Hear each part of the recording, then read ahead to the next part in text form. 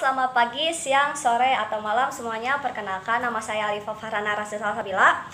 Saya mahasiswa program studi administrasi bisnis Politeknik Negeri Bandung. Di sini saya akan membahas mengenai salah satu materi dari sistem informasi manajemen, yakni bisnis elektronis atau e-bisnis dan kerjasama global. Di dalam video materi kali ini akan terbagi ke dalam 4 submateri, yaitu 1. Proses bisnis dan sistem informasi, 2. Jenis-jenis sistem informasi, 3. Sistem untuk kolaborasi dan jejaring sosial, dan keempat ada fungsi sistem informasi di dalam bisnis. Biar gak lama-lama, langsung aja kita cekidot ke materi yang pertama. Di dalam suatu bisnis, pasti sudah tidak asing dengan yang namanya sebuah proses. Proses bisnis sendiri merupakan sebuah kumpulan kegiatan yang dibutuhkan untuk menghasilkan produk atau jasa dan mengacu juga pada cara yang unik di mana suatu organisasi mengkoordinasikan pekerjaan, informasi, dan pengetahuan. Nah, suatu proses bisnis bisa jadi sebuah kekuatan kompetitif kalau perusahaannya bisa berinovasi dan bekerja lebih baik dari pesaingnya. Tapi proses bisnis juga bisa jadi beban loh kalau didasarkan pada cara kerja yang ketinggalan zaman yang menghambat efisiensi dari sebuah organisasi. Nah, sistem informasi juga bisa meningkatkan proses bisnis loh, karena sistem informasi bisa mengotomatisasi banyak langkah dalam proses bisnis yang sebelumnya dilakukan secara manual, seperti menulis pesanan atau mencetak tagihan sampai memeriksa kredit dari klien. Nah, dengan melakukan analisis pada proses bisnis, kalian juga bisa memahami cara kerja dari suatu bisnis. Jadi kalian bisa meningkatkan efisiensi dan efektivitas pada proses bisnis. Sistem informasi sendiri memiliki berbagai jenis karena tidak ada satu sistem pun yang sekaligus bisa menjawab semua kebutuhan organisasi, terutama dalam pengambilan keputusan.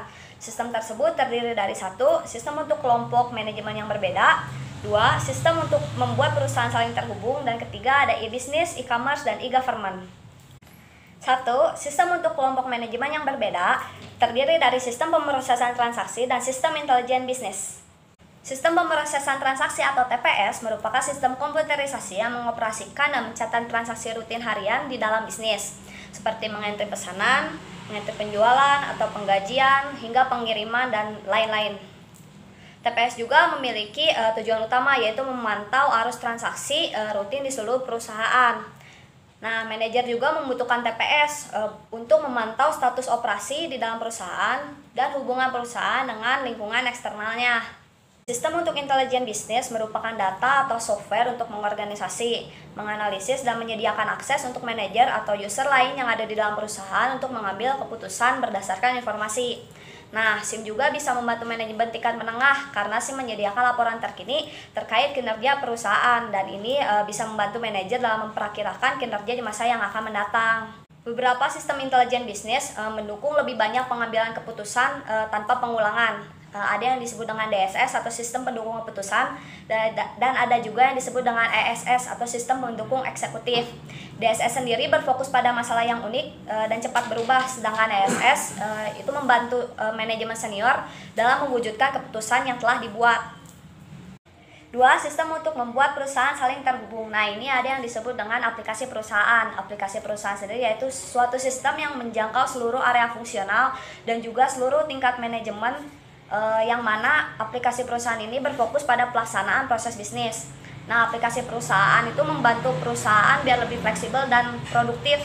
Nah, aplikasi perusahaan sendiri terbagi ke dalam 4 kategori utama, yaitu 1. Sistem perusahaan atau enterprise system yang digunakan perusahaan untuk mengintegrasikan proses bisnis ke dalam sebuah sistem perangkat lunak tunggal. 2. Sistem manajemen rantai pasokan atau supply chain management yang dapat mengelola hubungan perusahaan dengan pemasoknya. 3. Sistem manajemen hubungan pelanggan atau customer relationship management system yang mana sistem ini yaitu mengelola hubungan perusahaan dengan pelanggannya. Keempat, ada sistem manajemen pengetahuan atau knowledge management system. Karena sebuah perusahaan yang memiliki kinerja yang baik pasti didasari dengan pengetahuan yang baik pula dalam setiap proses bisnisnya dibandingkan para pesaing. Dan yang ketiga ada e-business, e-commerce, dan e-government. Saat ini di kehidupan kita pasti tidak terlepas dengan yang namanya internet. Nah, ini juga berlaku di dalam kegiatan bisnis. Bisnis elektronik merupakan penggunaan teknologi dalam menjalankan proses bisnis utama di dalam sebuah perusahaan. Nah, e-business juga meliputi yang namanya e-commerce, yang mana e-commerce sendiri merupakan sebuah kegiatan jual beli barang atau jasa yang dilakukan semuanya melalui internet. Nah, tidak hanya di sektor swasta, di sektor pemerintahan juga ada yang dikenal sebagai e-government, yang mana e-government juga memungkinkan pemerintah melakukan hubungan dengan masyarakat, pelaku bisnis atau swasta, atau juga instansi lainnya dengan cara yang sudah terdigitalisasi. Kolaborasi itu apa ya? Nah, kolaborasi adalah bekerja sama dengan orang lain untuk mencapai tujuan bersama yang jelas. Nah, melalui kolaborasi itu memungkinkan kita bisa bekerja sama dengan orang yang memiliki keahlian yang tidak kita miliki, sehingga pekerjaan atau tugas akan menjadi lebih mudah untuk diselesaikan. Kalau yang tadi kolaborasi, kalau yang sekarang bisnis jejaring sosial. Nah, bisnis jejaring sosial itu apa sih? Bisnis jejaring sosial adalah suatu platform jejaring sosial seperti Facebook atau Twitter yang digunakan oleh perusahaan untuk berhubungan dengan karyawannya atau pelanggan sampai ke pemasok mereka. Nah, tujuan dari bisnis jejaring sosial ini adalah untuk memperdalam interaksi mereka dengan kelompok di dalam atau di luar perusahaan untuk memperlancar dan juga memperbaiki pendistribusian informasi, inovasi, dan pengambilan keputusan. Nah, dalam bisnis jejaring sosial ini ada yang perlu diingat dan perlu dipahami, yaitu percakapan adalah kunci. Ingat ya, percakapan adalah kunci. Nah, di dalam kolaborasi atau bisnis jejaring sosial terdapat perangkat dan teknologi yang bisa digunakan. Di antaranya yaitu 1, surel dan pesan instan atau instant messaging. Yang kedua ada wiki, yang ketiga ada virtual words. Yang keempat ada platform kolaborasi dan bisnis jejaring sosial yang di dalamnya itu mencakup virtual meeting system, Google Apps atau Google Sites, dan juga Cloud Collaboration Service. Terus ada Microsoft SharePoint, ada Lotus Notes, dan juga perangkat jejaring sosial di dalam perusahaan. Bisnis dari kolaborasi dan bisnis jejaring sosial juga memiliki manfaat loh. Dengan mengaplikasikan kolaborasi dan bisnis jejaring sosial, perusahaan dapat memperlancar dan memperbaiki pendistribusian informasi, inovasi, dan pengambilan keputusan. Selain itu, kolaborasi dan bisnis jejaring sosial juga dapat meningkatkan kinerja organisasi dan memungkinkan untuk mendapat pengembalian berkali lipat dari nilai investasi yang telah dikeluarkan. Departemen Informasi merupakan kelompok resmi yang ada di dalam struktur, yang mana mereka bertanggung jawab dalam memelihara perangkat lunak, perangkat keras, penyimpanan data, dan juga jaringan yang mencakup keseluruhan infrastruktur TI di dalam perusahaan. Nah, Departemen Informasi terdiri dari 1. Spesialis pemrograman yang dilatih mengenai hal teknis dan menulis rangkaian perintah yang ada di dalam program komputer. 2. Analis sistem yang mana mereka melambangkan hubungan utama antara kelompok sistem informasi dan kelompok yang lainnya.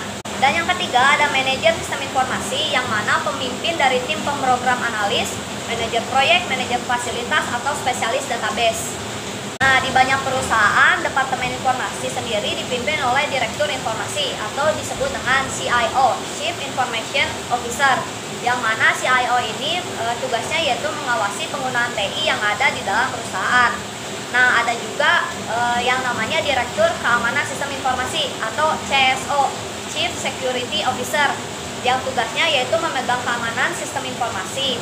Nah, selain CIO dan CSO, ada juga yang namanya CKO, yaitu Chief Knowledge Officer, yang mana Chief Knowledge Officer ini memiliki tugas yaitu memegang program pengelolaan pengetahuan yang ada di dalam perusahaan.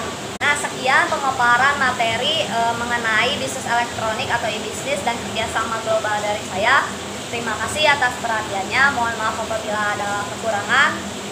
Selamat pagi, selamat siang, selamat sore, atau selamat malam.